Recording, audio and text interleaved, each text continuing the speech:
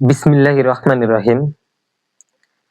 আমাকে যে যেখান থেকে দেখছেন সবাইকে দ্য টাইমস অফ ঢাকার পক্ষ থেকে সালাম ও শুভেচ্ছা জানাচ্ছি। আসসালামু আলাইকুম।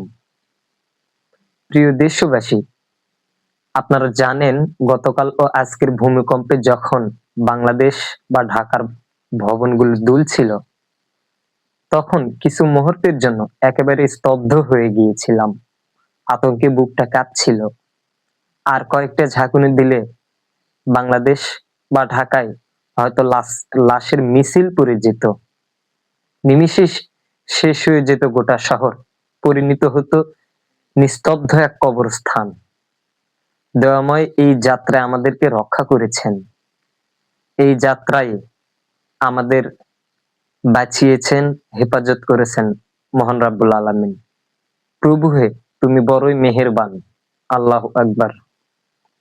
এমন অপরিকল্পিত নগরী, সারি সারি ঝুঁকিপূর্ণ ভবন, দুর্বল ডিজাস্টার ম্যানেজমেন্ট, আল্লাহর দয়া ছাড়া বাঁচার কোনো উপায় নেই আমাদের।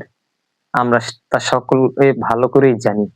এই দুর্যোগগুলো আমাদের জন্য মূলত হচ্ছে গভীর এক সতর্ক বার্তা দিতে আসে।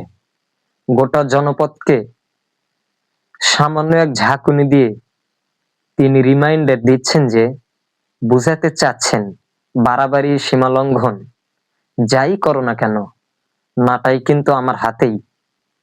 আমি চাইলে যে কোনো মুহূর্তে তোমাদেরকে ধূলিসাৎ করে দিতে পারি, তছনছ করে দিতে পারি তোমাদের এই চোখ ধাঁধানো জনপদ, চোখ ধাঁধানো এই